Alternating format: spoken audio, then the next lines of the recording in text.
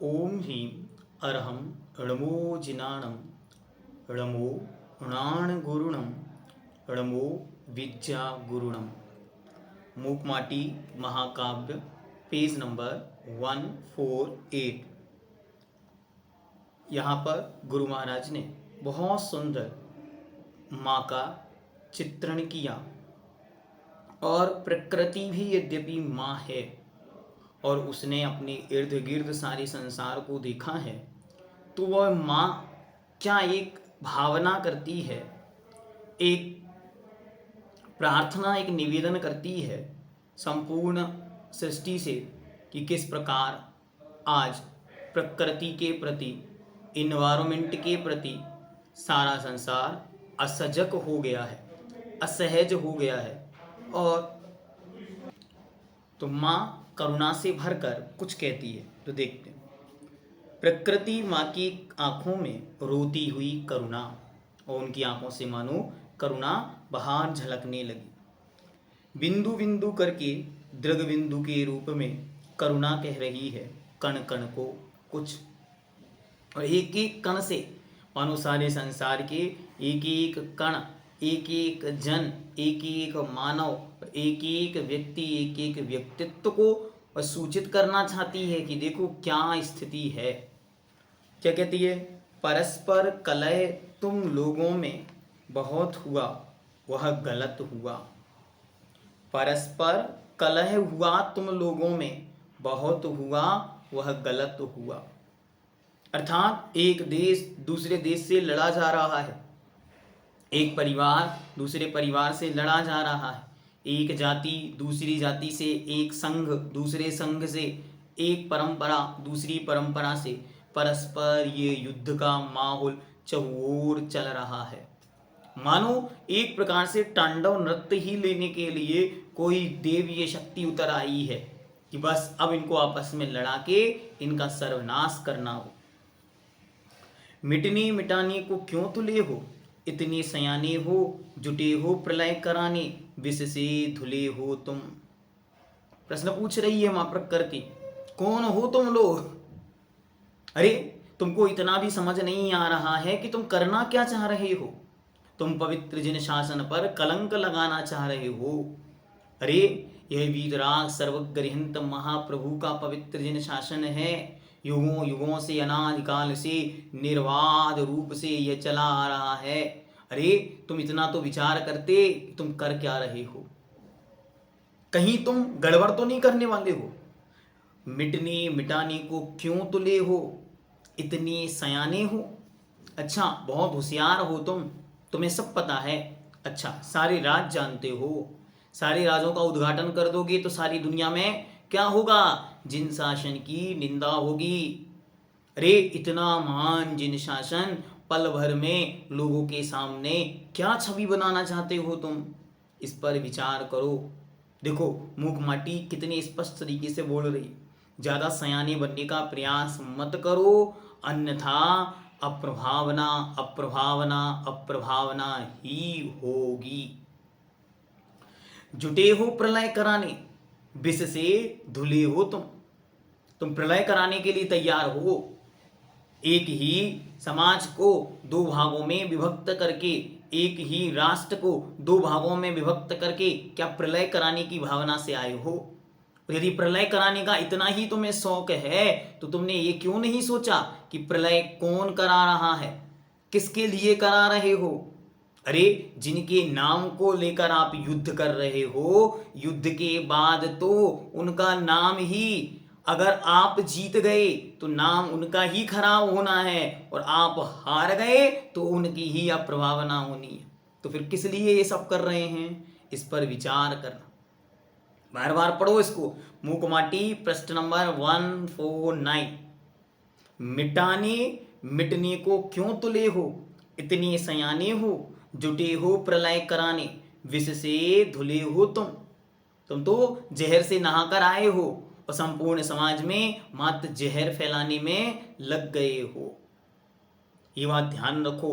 यदि सारे राज यूं खुलवाओगे सब कुछ खुल जाएगा, लेकिन ये बतलाओ खुलने के बाद नाम किसका खराब होगा, अप्रभावना किसकी होगी? किसके नाम पर आप इतना सब कुछ करना चाह रहे हो? आखिर गुरु भक्त कह रहे हो तो गुरु और गुरु मुद्रा के प्रति जन जन में अश्रद्धा फैल जाएगी। इस पर विचार क्यों नहीं करते? जन जन के बीच आप पत्र को बांट सकते हो, ठीक है, क्योंकि आप अविवेकी हो। पंक्तियां बहुत सुंदर लिखी। क्या लिखी? जब नाश मनुज पर छाता है, पहले विवेक मर जाता है। ऐसे महान जिन शासन को आपके निमित्त से कितनी क्षति होगी। जब ये पत्र संपूर्ण जगत में यूं फिरेंगे मल्टीमीडिया पर और दुनिया भर के व्हाट्सएप ग्रुपों में जब ये घूमेंगे, तब किन पर प्रश्न चिन्ह लगेगा? क्या उस मुद्रा के प्रति तनक भी लाज शर्म और आपके हृदय में श्रद्धा बची हो तो अभी भी रुक जाने का आदेश ये मूक माटी देती है। मूक माटी अर्थात आचार्य भगवंत गुरुदेव श्री विद्यासागर जी महाऋषिराज क्या कहते हैं? इस घटना से बुरी तरह मां घायल हो चुकी है। श्रवण संस्कृति रूपी मां, ये प्रकृति रूपी मां आपके हृदय की भावनाओं से आहत हो चुकी है, वो बहुत परेशान है। जीवन को मत रण बनाओ, प्रकृति मां का व्रण सुखाओ। कह रहे कि आप इस जीवन को युद्ध मत बनाओ। जो अतीत में होना था वो हो गया। जिसने उन्हें लिखा था, भेजा था, उसने भेज दिया। आप अब अनुकूलता की ओर आओ, प्रतिकूलताओं की ओर मत देखो, क्योंकि महान जिन शासन को अभी हजारों हजारों साल इस धरती पर जीवंत रहना है। हजारों हजारों सालों तक निर्गंत दिगंबर मुद्राधारियों को आपके नगरों में विचरण करना है। और आप इस तरीके से यदि करोगे तो कैसे काम चलेगा? तो कह रहे हैं कि जीवन को रण मत बनाओ, प्रकृति माँ का व्रण सुखाओ। व्रण मतलब होता है घाव। तो प्रकृति माँ पर जो घाव आ गए हैं, जो आपकी करनी से संपूर्ण समाज की श्रद्धा पर घाव आए हैं, जिसके माध्यम से लोगों में श्रवण परंपरा और श्रवण साधकों के प्रति जो मन में अप्रभावना फैली है, जो चारों तरफ धर्म ध्यान बाधित हुआ है, यह सब आपके अंतिम मरण की ओर निश्चय कर रहा है कि अब जीवन सुखमय नहीं बीत सकता। और जितना जितना हम विचार करें उतना समझ में आ रहा है कि आप केवल और केवल अप्रभावना की ओर बढ़ रहे हो। मूक माटी महाकाव्य को बार बार देखो, ये गुरु महाराज का संदेश है। जिन गुरु महाराज के नाम पर आप सब कुछ कर रहे हो, वही आपको संदेश दे रहे हैं कि जीवन को रण मत बनाओ, सदैव बनो, अधय पर दया करो, अभय बनो, सभय पर किया करो। अभय की अमृतमय वृष्टि, सदा सदा सदाश्रय वृष्टि, रेजिया समिष्टि जिया करो। कितनी सुंदर पंक्तियां।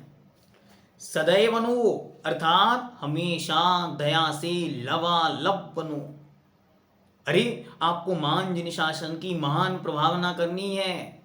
करोड़ों करोड़ों वर्ष व्यतीत हो गए, भगवान ऋषभदेव से भगवान महावीर तक यह परंपरा चली आई है, और भगवान धरसेन पुष्पदंत भूतबली कुंद कुंद देव से ये परंपरा आचार्य भगवंत समय सागर जी तक आ पहुंची है। अब इस परंपरा को निर्वाध गति से वहां तक लेकर जानी है जहां अंतिम बीरंगज नाम के मुनि महाराज होंगे, और उसके बाद जिन शासन अपने उन मुनिराज की समाधि के साथ अंतिम श्वासें लेंगे। तब तक के लिए आपको अपने निमित्त से अप्रभावना ना हो, इस पर बार बार विचार करना। क्या करो? दया से युक्त बनो। किसके प्रति दया? जन सामान्य के प्रति, एक एक के प्रति करुणा का भाव भरो। अरे करुणा ही नहीं रही, दया ही नहीं रही तो धर्म कैसा? आप स्वयं को प्रतिमाधारी कहते हो, हाँ ठीक है, लेकिन प्रतिमाधारी होकर, व्रती होकर, महाव्रती होकर पर के कल्याण की भावना ही नहीं, पर के प्रति अच्छे परिणाम ही नहीं, पर के प्रति भावना ही नहीं, क्या होगा? विचारणीय है। इस पर बहुत चिंतन करना। सबके लिए मूक माटी की ये पंक्तियां अमृत तुल्य हैं। जो जिस परिस्थिति में, जिस अवस्था में, जहां रहकर इन्हें ग्रहण करेगा, उसे वहाँ समझ में आना चाहिए कि जिन शासन की महानता क्या है और भगवान आचार्य देव गुरुवर विद्यासागर जी महर्षि राज का चिंतन क्या है, उनकी पवित्र परंपरा क्या है। ये है उनकी पवित्र परंपरा जो वे आपके सामने रख रहे हैं। अदय अदय पर दया करो, जो दया से रहित है उस पर दया करो।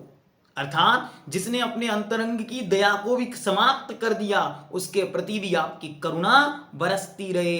अपनी करुणा को मरने मत दो, बल्कि अपनी करुणा को जीवंत रखो। और जब तक आपके हृदय की करुणा जीवित है तब तक आपके हृदय में जिन शासन जीवित है। कितनी सुंदर पंक्तियां लिखी कि धम्मो मंगल मुड्डिठम अहिंसा संयमो तमो और जस्य देवा पियतम नमनसंति जस्य धम्मो सयामणो। ये पंक्तियां आचार्य भगवंत अपने मुख से करोड़ों बार बोल चुके हैं, करोड़ों बार। क्या कह रही हैं?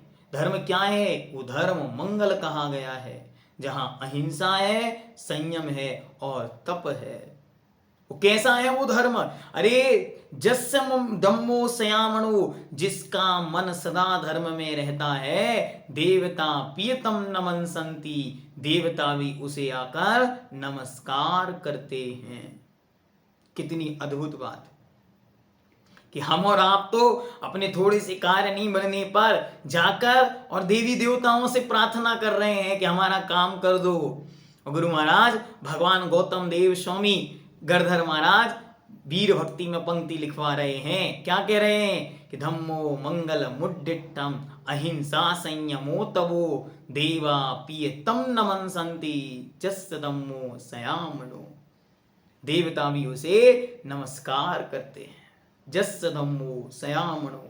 बस ये पंक्ति को लिख लो दीवालों पर, रोज चिंतन करो कि देवा पियतम नमनसंति जस्य धम्मो सयामणो, देवा पियतम नमनसंति जस्य धम्मो सयामणो।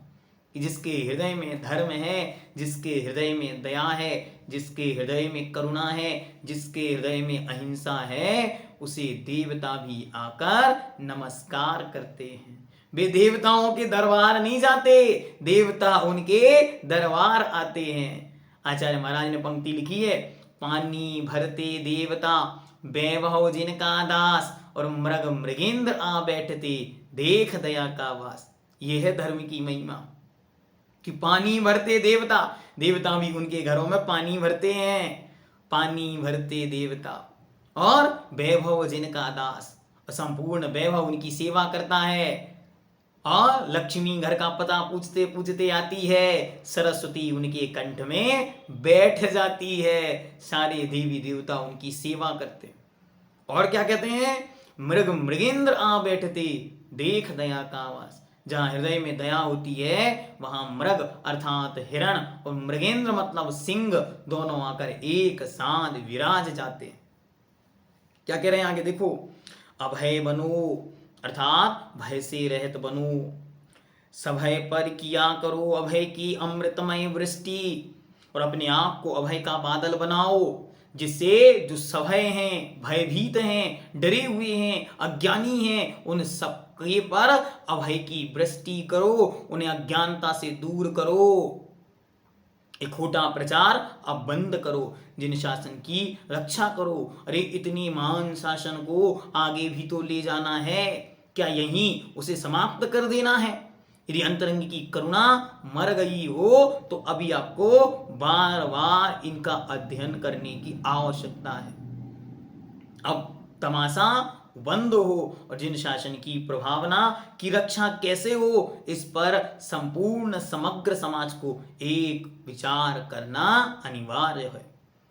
अभय की अमृतमय वृष्टि सदा सदा सदाश्रय दृष्टि, हे जिया समिष्टि जिया करो। कितनी सुंदर पंक्तियां लिख रहे हैं कि हे आत्मा, हे जिया, हे चैतन्य, क्या करो? बड़ी अच्छी तरह से अमृतमय वचनों का प्रयोग करो। अमृत की अब वर्षात करो, वरना क्या होगा? सब कुछ गड़बड़ हो जाएगा। हमेशा सकारात्मक विचारों को रखो और अमृत के समान मीठे मीठे वचन मुख से निकाला करो। हे चेतन मानव, सबको मिलकर जीने की बात किया करो और प्रकृति का जो तुम्हारे ऊपर उपकार है उसको क्या करना, जीवन को ऋण मत बनाओ, प्रकृति माँ का ऋण चुकाओ।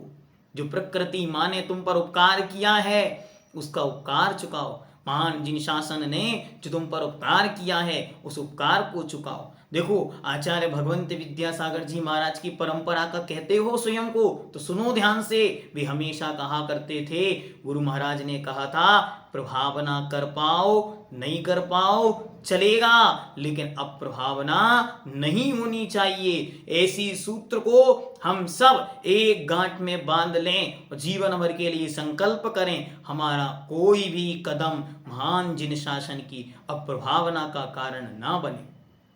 अरे, जिनने जो किया उसका फल वे स्वयं भोगेंगे। आप क्यों विकल्प कर रहे हो? आप तो ये सोचो, जो मैं कर रहा हूं उसके निमित्त से महान जिन शासन पर कलंक नहीं लगना चाहिए, महान जिन शासन की अप्रभावना नहीं होनी चाहिए। अरे, इतना महानतम शासन और लोगों के हृदय में मुनियों के प्रति श्रद्धा जो अगाध है, वह सब कुछ आपके वचन, आपकी मीटिंग, आपके गठन और आपके संगठन, आपकी एकता से टूट रही है। तो आपको अभी जागृत होने की आवश्यकता है, अन्यथा अप्रभावना चारों ओर फैल जाएगी, फिर लोग सच्चे साधुओं पर विश्वास भी नहीं कर पाएंगे।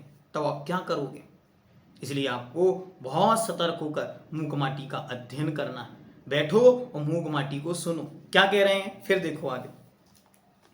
अपना ही न अंकन हो पर का भी मूलांकन हो, पर इस बात पर भी ध्यान रहे पर की कभी न वांछन हो, पर कभी न लांछन हो। क्या पंक्तियां हैं, जयवंत हो ये मूक-माटी युगों युगों तक। क्या कह रहे हैं? हमेशा अपने को ही श्रेष्ठ मानकर अपनी न चलाया करो। क्या पंक्ति है? अपना ही ना अंकन हो। बहुत ध्यान से सुनो। क्या आपको समाज का एक वरिष्ठतम पद दे दिया गया हो, ये समाज में आपको एक सम्मान देता हो, समाज ने आपको उच्च पदों पर बिठा दिया हो, समाज ने आपको उच्च पदों पर आसीन किया हो, तो आपको समाज के निम्न वर्ग को, सामान्य वर्ग को और हर एक वर्ग को साथ लेकर चलना होगा। अब ऐसा नहीं हो सकता, क्या नहीं हो सकता, कि अपना ही अपना अंकन हो, बस एक ही व्यक्ति, एक ही नाम, एक ही पहचान, बस एक ही एक दिखता रहे। कितनी सुंदर पंक्तियां, कि अपना ही ना अंकन हो पर का भी मूलांकन हो। कभी दूसरों का भी मूल आंका करो, कभी उन्हें भी आदर की दृष्टि से देखने का विचार किया करो। मैं हर एक को बहुत सतर्कतापूर्ण ये मूक-माटी का संदेश देना चाहता हूं कि आज आप समाज के अध्यक्ष पद पर अगर आकर बैठे हो तो मंदिर में काम करने वाले पुजारी की ओर आपकी दृष्टि कैसी है, इससे आपके सम्यक्त का निर्णय होगा। बहुत ध्यान से समझना। इसलिए आपको समाज के प्रति समग्रता की दृष्टि अनिवार्य होगी, नहीं होगी तो बहुत गलत होगा। इसलिए बहुत विचारणीय है, बार बार इस पर विचार करो। मूक-माटी आपको विचार करने के लिए मजबूर कर रही है कि आपकी दृष्टि क्या है। कहीं हमने मात्र कुछ संकल्प और कुछ विकल्पों को ही अपने जीवन का अंग तो नहीं बना लिया, कहीं हम उनके इर्द गिर्द ही तो चारों ओर नहीं घूम रहे हैं। अरे, विचार करने की आवश्यकता है कि पर का भी मूलांकन हो, पर की क्या कीमत है, पर का क्या सम्मान है, पर के प्रति क्या आदर भाव हो। और आगे क्या कह रहे हैं, ध्यान से सुनो। पर इस बात पर भी ध्यान रहे पर का कभी ना वांछन हो। सुनो, उनकी बात सुनने का मन बनाओ और इस बात का भी विशेष रूप से ध्यान रखो कि अपने से पर वस्तु अथवा अपने स्वामित्व के बाहर की वस्तु की कभी चाह ना हो, पर की कभी ना वांछन हो। और दूसरे अंतिम क्या कह रहे, पर कभी ना लांछन हो। पर से कोई अपेक्षा नहीं रखना, पहले तो कह रहे हैं, दूसरी पंक्ति में कह रहे हैं पर दूसरों पर कोई दोषारोपण ना हो। पहले में वांछन मतलब चाहत ना हो, और फिर कह रहे हैं लांछन मतलब दोषों का आरोपण ना हो, अर्थात दूसरों पर किसी भी रूप में दोषारोपण मत करो। बहुत अच्छी तरह ये पंक्तियां पढ़ो और इन पंक्तियों पर बार बार चिंतन करो कि मूकमाटी क्या कहना चाह रही है, कितनी करुणा से भर रही है। फिर से पढ़ो इन पंक्तियों को, फिर से देखो। अपना ही न अंकन हो पर का भी मूलांकन हो, पर इस बात पर भी ध्यान रहे पर की कभी न वांछन हो, पर कभी न लांछन हो।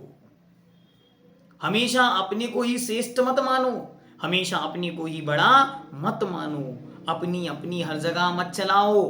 विचार करो, तत्व का चिंतन करो, निर्णय करो बैठकर कि हमारा एक निर्णय इस महान जन शासन की महानता पर कहीं प्रश्न चिन्ह तो खड़ा नहीं कर देगा। कहीं हमारी एक गलती संपूर्ण शासन को लेकर के तो न डूब जाएगी। कहीं हमारा एक अपराध इस पवित्र शासन पर, इस पवित्र शासन के विशालतम नभ पर एक कलंक की बिंदु तो नहीं लग जाएगी। विचार कर फिर अपने निर्णय को लिया करो। और फिर क्या कह रहे हैं, कभी दूसरों का भी आदर की दृष्टि से देखने का भाव किया करो। कभी कभी मन बनाओ, आज हमारा संकल्प है, नियम लो, आज हम सबका सम्मान करेंगे। संकल्प करो, खूब संकल्प करते हैं आप, खूब नियम लेते हैं। एक दिन नियम लो, हम अपने मंदिर के माली, पुजारी, ड्राइवर, अपने बर्तन वाले सबके प्रति समानता का भाव रखेंगे। लो एक दिन का संकल्प, ये होगी आपकी सामायिक। करके देखो एक दिन 30 मिनट एक स्थान पर हाथ रख के बैठना बहुत अच्छी सामायिक है, सब कर सकते हैं। लेकिन 30 सेकंड के लिए सबको एक समान देख पाना बहुत दुर्लभ है, और यही वास्तविक सामायिक। इसलिए प्रतिमाधारी होकर सुनो बड़े ध्यान से, क्या कह रहे हैं। पानी पीना प्रासुक बहुत आसान है, लेकिन प्रासुक वचन बोलना बहुत कठिन है। क्या पानी छान छान कर पीना आसान है, लेकिन वाणी छान छान कर बोलना बहुत कठिन है। इसलिए विचार करो कि आपको कहाँ विराज रहे हो। दूसरों का सम्मान अगर हमारे हृदय में नहीं है, सम्यक दर्शन नहीं है, लिख लो। अगर पर के प्रति सम्मान का भाव नहीं, सम्यक दृष्टि हम नहीं। फिर क्या कहते, उनकी बात सुनने का मन बनाया करो। दूसरों की बातों को कम से कम सुनने के लिए कुछ समय निकालो, मत अपनी क्यों सुना रहे हो। अरे सारी समाज के सामने आप अपने बनाए हुए फैसले क्यों रख रहे हो। सारी समाज से पूछो आप चाहते क्या हो। अरे जो गया सो गया, लेकिन अब वर्तमान में जो है उसका विनाश क्यों कर रहे हो। और इस बात पर भी विशेष ध्यान रखो कि अपने से पर वस्तु अथवा अपने स्वामित्व की बाहर की वस्तु की चाह ना करो। जो अपने स्वामित्व में है वो तो ठीक है, पर की वांछा मत करो। पर से कुछ अपेक्षा भी ना हो, क्योंकि पर से की गई अपेक्षा ही महान दुख का कारण है। जब जब पर से अपेक्षा होगी और उस अपेक्षा की जैसी उपेक्षा होगी, वैसे ही क्रोध आएगा, वैसे ही बुरा लगेगा। ये क्या हो गया, हमारे मन की तो यहाँ एक ना हुई। हाँ नहीं हुई, यही तो विषमता है। हम चाहते हैं सब हमारे मन के अनुकूल हो। जिस दिन मन के अनुकूल नहीं होता, बस वहीं से दुश्मनी चालू, वहीं से बुराइयां चालू, वहीं से लड़ाइयां चालू। हम क्या चाहते, सारा संसार हमारे अनुकूल हो जाए। और आप लिखकर एक कागज पर स्टाम्प बना के लिख लो, ये संकल्प है इस सृष्टि का कि कभी भी सब कुछ आपके अनुकूल हो नहीं सकता। आप तीर्थंकर भी बनकर विराज जाओगे तो भी मारीची जैसे मिल जाएंगे। आप कितना भी कोशिश करोगे कि सब मेरे अनुकूल हो जाएं, नहीं होंगे। इसलिए कभी भी पर को अपने अनुकूल बनाने का पुरुषार्थ मत करो, और कभी भी दूसरों पर दोषारोपण मत करो। सुनो, बद करना हिंसा है तो बदनाम करना महान हिंसा है। क्यों, क्योंकि बद किया हुआ व्यक्ति तो एक बार ही मरता है, बदनाम किया हुआ व्यक्ति तो हर क्षण क्षण मरता है। और ध्यान से सुनना कि बद करना हिंसा है तो बदनाम करना घोर हिंसा है। क्योंकि वध तो एक बार होता है, किसी का गला काट दिया बस एक बार में मर गया, समाप्त हो गया। संगी पंचेंद्रिय जीव को मारने का जो पाप है आपके खाते में एक बार चला गया। लेकिन अगर आपने किसी को बदनाम कर दिया, उसकी अपयश कीर्ति सारे संसार में फैला दी, उसके बारे में जो पत्रबाजी की, व्हाट्सएप बाजी की, उसके बारे में जो गलत गलत व्हाट्सएप चलवाए, वीडियो रिकॉर्डिंग करवाई, वॉइस रिकॉर्डिंग करवाई, कॉल रिकॉर्डिंग्स करवाई, उसके बाद उसे जो बदनाम आपने किया, वो सारा का सारी बदनामी से तिल तिल कर वह जीव मरेगा, संकलुषित होगा, एक प्रकार से संकल्प विकल्पों में उलझ जाएगा, अपनी साधना को नष्ट कर देगा। आप सदा सदा के लिए दोषी हो गए। जितने जितने उसके परिणाम खराब होंगे उतनी उतनी आपके पाप कर्म का आश्रय होगा। तो वध करना फिर भी भला है, एक बार में खेल खत्म। बदनाम करना, किसी के विषय में कुछ भी बोल रहे हैं, बस एक फोन ही तो लगाना। आप तो अपन तो बहुत बड़े आदमी हैं, अपनी तो सारा दुनिया सुनता है, एक वीडियो पे तो कहना है, क्या कहना है, इन्होंने ऐसा ऐसा ऐसा ऐसा किया था। एक पत्र ही तो लिखना है, नीचे एक ही साइन तो मारने हैं, अपना तो सब प्रमाणिक है। और अपनी प्रमाणिकता के चलते आपने सामने वाले के अस्तित्व को समाप्त कर दिया। अब क्या होगा, तिल तिल कर मरेगा। यहां तो एक बार मरना था, वहां तिल तिल कर मरना है। तो क्या कह रही है मां प्रकृति, सुनो, उनकी निंदा नहीं किया करो, मां प्रकृति का मन कभी ना दुखाया करो। प्रकृति को क्या कह रहे हैं, प्रकृति को मत रण बनाओ, प्रकृति मां का मन ना दुखाओ। प्रकृति मां को, इस संसार को रणस्थली मत बनाओ, और उस मां का दिल मत दुखाओ, जिसने तुम पर इतनी करुणा की, जिसने तुम्हें इतना सब कुछ दिया, और आज उस मां को तुम ऐसा तिल तिल कर मरने को मजबूर कर रहे हो। जिस जिन शासन ने हमें पहचान दी, नाम दिया, सम्मान दिया, ऊपर उठाया, आज उस जिन शासन पर प्रश्न चिन्ह लगवा दिया। हमारी एक क्रिया ने सारी जिन शासन को कलंकित कर दिया। अरे ऐसा कुछ मत करो। क्या कह रहे हैं, जगत क्या, जीवन जगत क्या, आश्रय समझो, आशा जीतो, आशा ही को पासा समझो, फिर गंभीर हो कुछ और कहती मां करुणा। सुनो क्या कह रहे हैं, एक एक शब्द बहुत महत्वपूर्ण है। जीवन जगत क्या, प्रश्न चिन्ह है, लिख लो इसको। जीवन जगत क्या, प्रश्न चिन्ह, रोज विचार करो गंभीरता से कि जीवन का यथार्थ स्वरूप क्या है। आश्रय समझो, इसे समझने का पुरुषार्थ करो। क्या इसके पीछे उद्देश्य है, हम कौन हैं, कहां से आए हैं, कहां जाना, कब तक यहां रहना, क्या होगा हमारे जाने के बाद, हमारा, दुनिया का नहीं। हमें दुनिया की टेंशन है, हम नहीं रहेंगे तो तुम्हें रोटी कौन खिलाएगा, ये तो आप 10 बार कह सकते हो, पूछ लेते हो। परिजनों को धमकी दे देते होंगे, अपने स्वामी को, कभी कुछ हो जाए तो मैं मायके चली जाऊंगी, तुम देखते रही हो, आपको रोटी भी नहीं मिलेगी अगर हम चले जाएंगे तो आपको विकल्प तो है उनका, लेकिन आपको ये नहीं पता यदि इस पर्याय से हम अन्यत्र पर्याय में जाएंगे हमारा क्या होगा।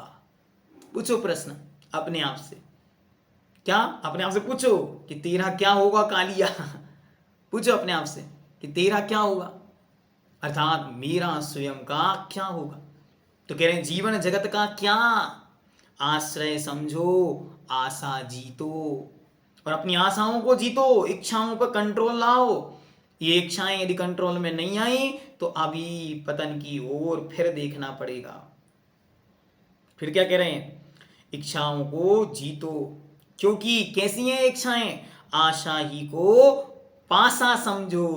पासा मतलब बंधन, पाशा मतलब रस्सी, पाशा मतलब एक प्रकार से जो बांधने का कोई भी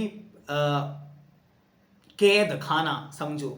तो कह रहे हैं आशा को ही पासा समझो, आशा ही अर्थात इच्छाएं ही संसार के बंधन का मूल कारण है। फिर गंभीर हो कुछ और कहती मां करुणा, और फिर गंभीरता में डूबकर अब मां कुछ और कहती, क्या कहती, तो उसे हम अगले एपिसोड में सुनेंगे, समझेंगे और जानेंगे कि माटी की क्या करुणा है। गुरु महाराज संपूर्ण जगत को मानो अपना संदेश मूक माटी के माध्यम से दे रहे। जो बोलना नहीं जाती उससे बुलवा रहे हैं, जो कहना नहीं चाहती उससे कहलवा रहे। क्यों? सुने तो सामने वाला। अरे इस महान शासन में आए हो, प्रभावना के लिए क्या किया? कुछ नहीं कर पाए। एक संकल्प करो, अब प्रभावना नहीं करेंगे। बस इतना सा ही तो करना है। हमसे कुछ नहीं हो सकता, हम करोड़ों का दान नहीं दे सकते, मत दो। बस एक संकल्प कर लो, हम एक पैसा निर्माल्य का नहीं खाएंगे। क्या ये तो करना है कि हम अब प्रभावना नहीं बनी, कोई बात नहीं, हम अब प्रभावना नहीं करेंगे। हम एक क्षण के लिए भी वो कार्य नहीं करेंगे जिस महान शासन में धब्बा लगा दे। एक क्षण के लिए भी वो काम नहीं करेंगे जिस महान शासन को कलंकित कर। अरे देखो, अगर आपको इस शासन के प्रति महानता का अनुभव ही नहीं है तो फिर आप कैसे जैन हुए? विचार करें। ओम सिद्धम।